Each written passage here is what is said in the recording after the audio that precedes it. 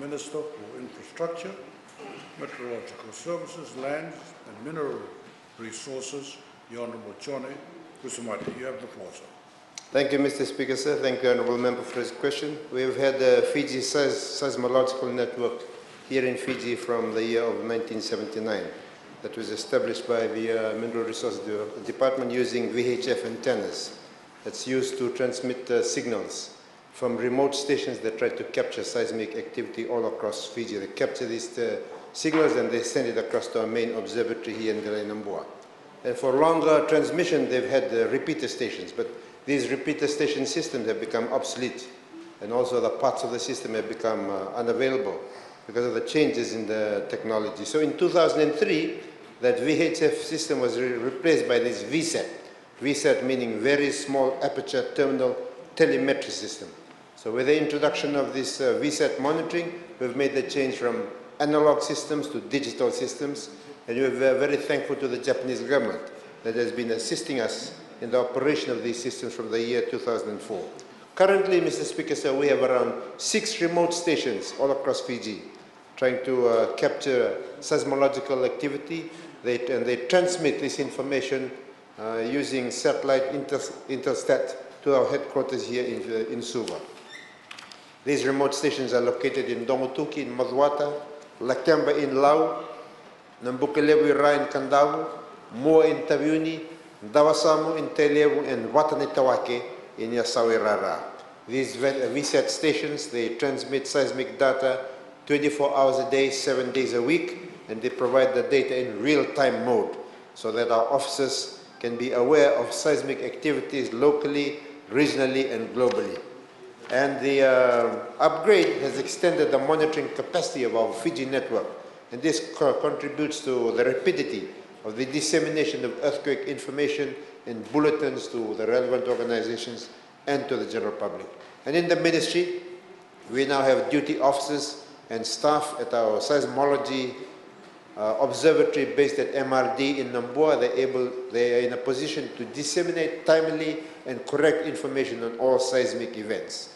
The upgrading works that we had in 2004 include the joint seismic network between Fiji and Tonga, partnership between Fiji and Tonga, and this has allowed our Fiji Observatory to have access to the Tonga Observatory data and vice versa for accurate determination of earthquake hypocenters between the two regions.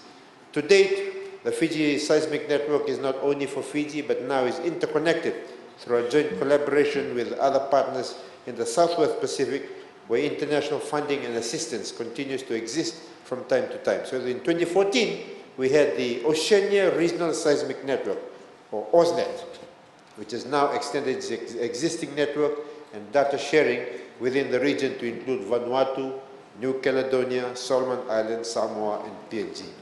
So through this, seismic detection and analysis locally and within the region has improved over the years. So across these networks, we are sharing information across the network, and because of this, it has enabled us and opened greater opportunities and has broadened the utilization of the Pacific Tsunami Warning Center located in Honolulu, Hawaii, through enhanced products for early tsunami warning systems and detection.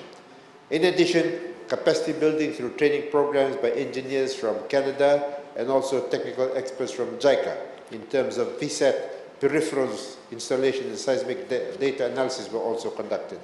We've also worked together with the NDMO in the improvement of tsunami sirens. This has led to the purchase and installation of 11 tsunami sirens to add on to the 2 that were installed initially.